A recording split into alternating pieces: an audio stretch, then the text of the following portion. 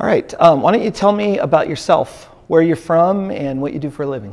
All right, so I'm Derric Brown, and I am a licensed clinical social worker, and I'm from Fresno, California. And I own a private practice, and I also work at the VA Central California healthcare system. Okay, awesome. So tell me about your private practice. Who are your target audience for your clients? So my target audience right now is first responders and veterans, and also their families. Okay. What got you into that world of helping first responders? Why first responders? Well, I just think there's a commonality between first responders and veterans. So I serve with a lot of individuals that are veterans, and they transitioned into being first responders. And so it was just this natural inclination as a support guy in the military to say, hey, how can I support my guys off the battlefield? And so I decided to become a counselor, which would be the best way I could help them and extend that helping hand.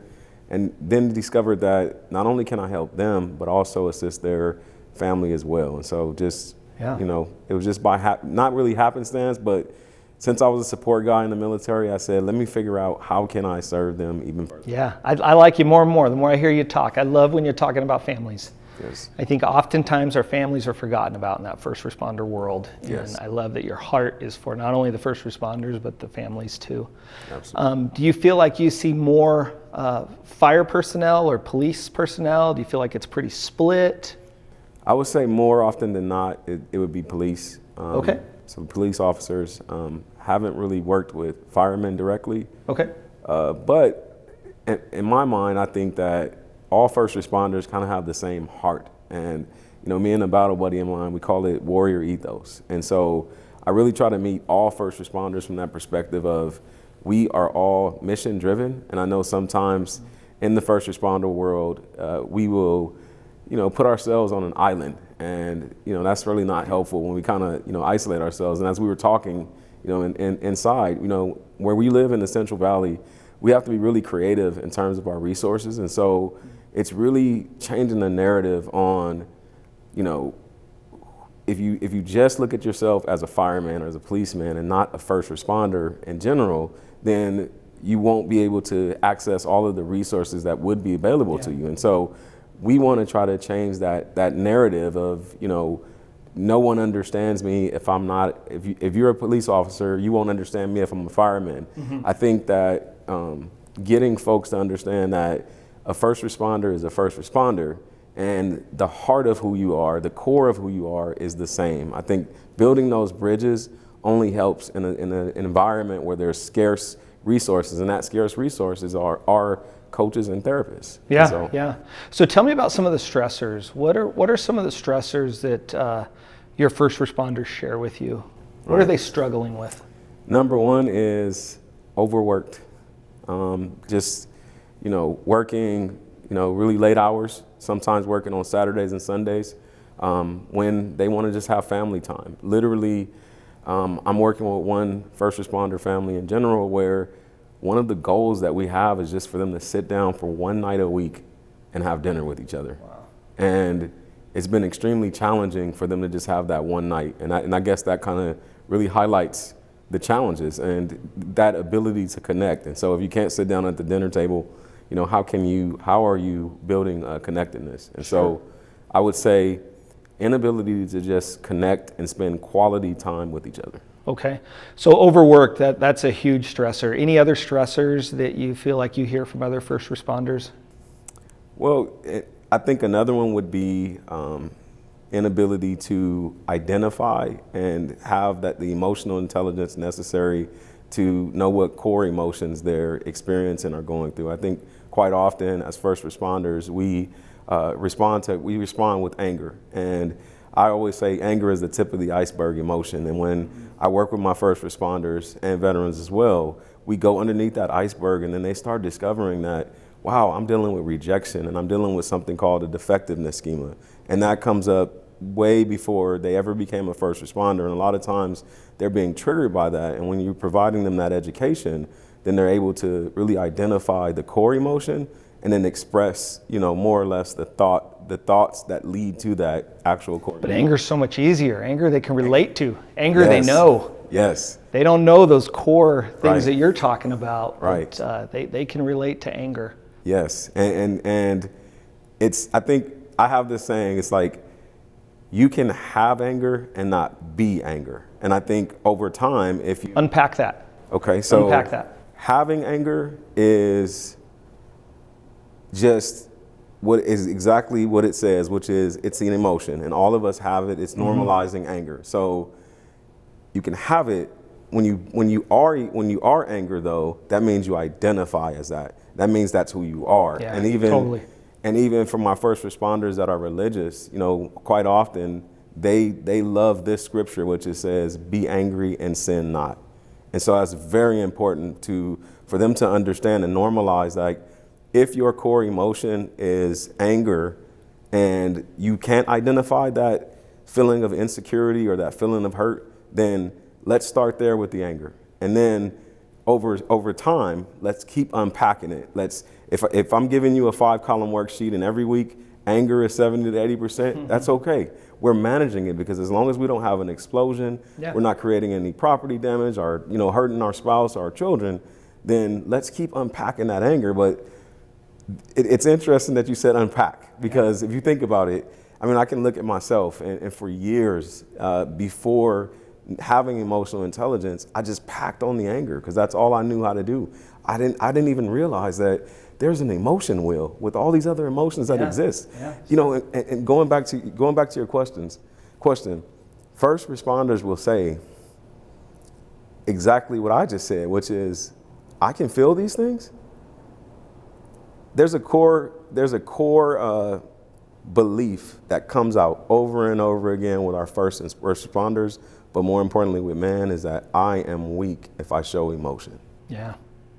How do we fix that? How do we chip away at that stigma? Individual counseling is not enough.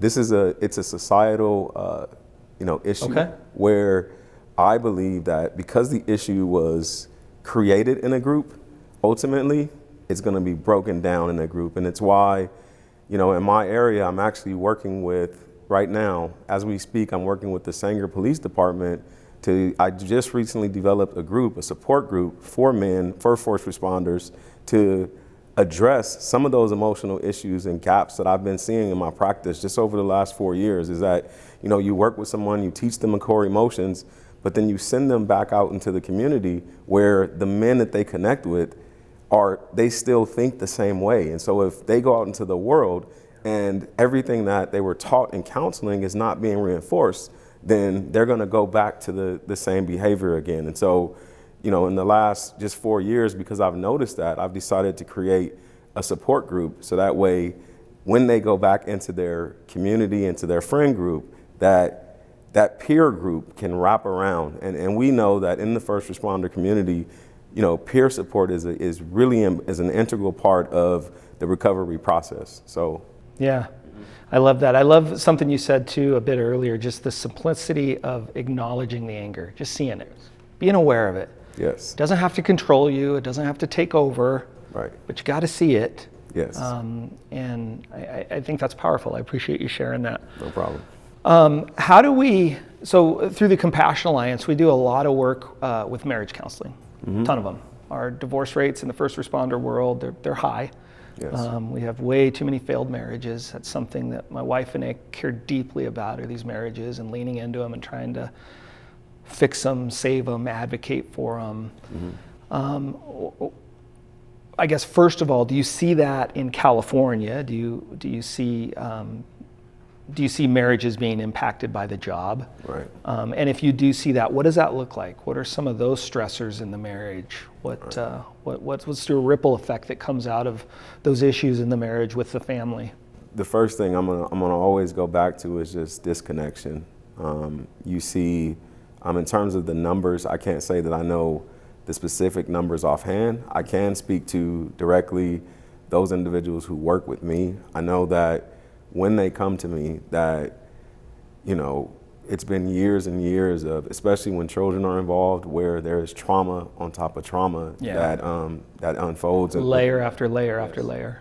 Yeah, so for me, because I'm so, initially before I ever wanted to work with first responders, I really wanted to work with children. And so for me, the lens is always, how is this affecting their children? Because almost always, that's the motivating factor to why individual first responders come into counseling, because I think they're aware of the impact it's having on their kids, but there's so much resentment and anger, again, that's built up that, you know, they're continuing to kind of react because they're hurt, Yeah. and for a lot of reasons. I love that you're talking about the kids.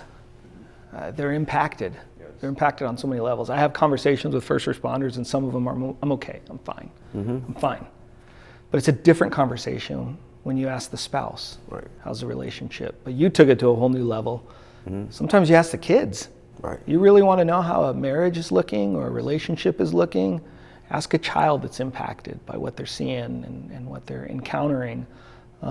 It's powerful stuff because the kids don't lie. No, they won't. Kids are just brutally honest. We'll lie. Right. Parents lie. Right. Spouses lie. First Right. responders may not be entirely truthful. You ask, how are you doing? I'm fine. I'm okay. Are you really? Right. But you ask a kid, That's you're going right. to get a real answer That's real right. quickly. And you know, because you can be very creative with insurance, you know, there is a stop code where you can bill for a session to have families come in. And so I'm going to utilize everything that is, you know, within the realm of, you know, that's allowable to get to the truth, to get to the core of the issue. And so, again, like you said, when you bring in that child, they're going to say, my mom is always sabotaging stuff. She's a drama queen. Yeah. You know, the kids are just going to be that raw. Yeah. And so There's no filter with the kid. there's no filter. And so, Mom, unpack what you just heard her say.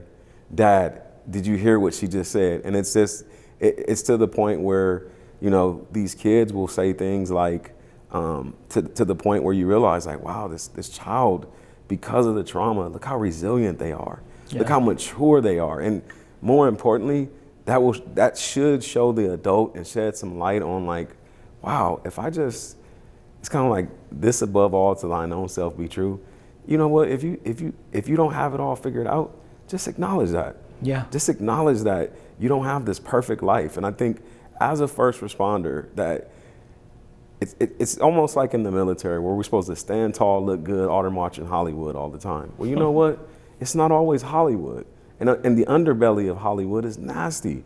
And if you just dig into the nastiness of life and you're truthful about that, then it'll set you free. But if you continue to live a lie, you're gonna implode or explode. And so herein lies the problem with the divorce rate, with the suicide rate, with the after retirement first responders passing away, not having a sense of meaning and purpose because they're married to their profession and not married to their partner. Amen. Yeah. Yeah, that sense of identity. Yes. That's what gets men and women into trouble, man. Yes. You're a cop, you're a firefighter 24/7 the whole time. You only hang around firefighter friends. So you don't know my story. You know nothing about me. As a matter of fact, you and I just met. And I knew within minutes that you're my people. Your heart for the first responders. We happen to be at an event right now for first responders. Yes. And I was lucky enough to sit next to you and have a couple brief conversations, but it led into this conversation that we're having. And I appreciate that. I appreciate your honesty with that. What do you tell a first responder that's struggling, that's sitting at home, that may see this? Maybe they hear something on social media, maybe a friend is doing a welfare check on them, or they know they're not doing good, but they don't know how to get help or where to start. What does that look like? How do we talk to that first responder that feels like they're on an island all by themselves? They don't feel like they're on an island. They are on an island. And I would acknowledge that first, that you're all on that island. And number one, I think it's very important with the first responder community. In moments like that, a little bit of self-disclosure is okay. And I think the competitive advantage that I have is that I am a first responder. And so I can empathize with that feeling of isolation, but more importantly, I know how I was able to get off that island.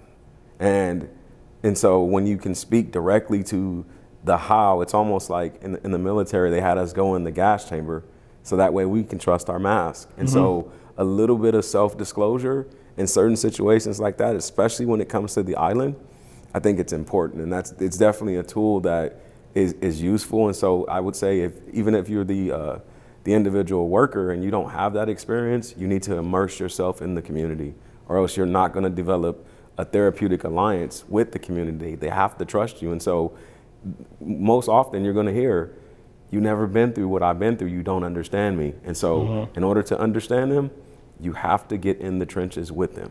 And you have to figure that out, whatever that looks like for you. So one of the things I learned, and unfortunately I learned this in retirement. I didn't learn this when I was working. So when I was working, I come from an investigative background and my last decade in homicide work, and it almost broke me, as I shared with you earlier, and it definitely impacted my marriage. I knew I needed help, but I was so scared of damaging or fracturing my trauma therapist that I wasn't willing to go there. And I learned in retirement from friends like you, and I haven't heard you say this, but I'm sure you would relate to this, and if we talked long enough, you probably would disclose this.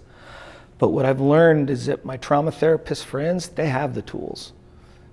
They have the tools. I'm not gonna break you. I'm not gonna damage you by walking through my hurt and turmoil and pain.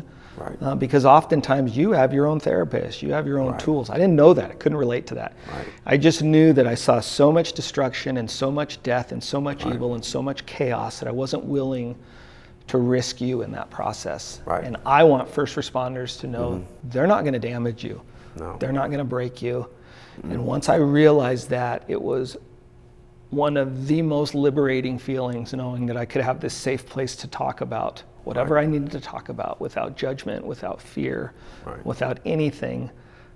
It's powerful stuff. Right. And first responders need to hear that. They need to know that it's okay.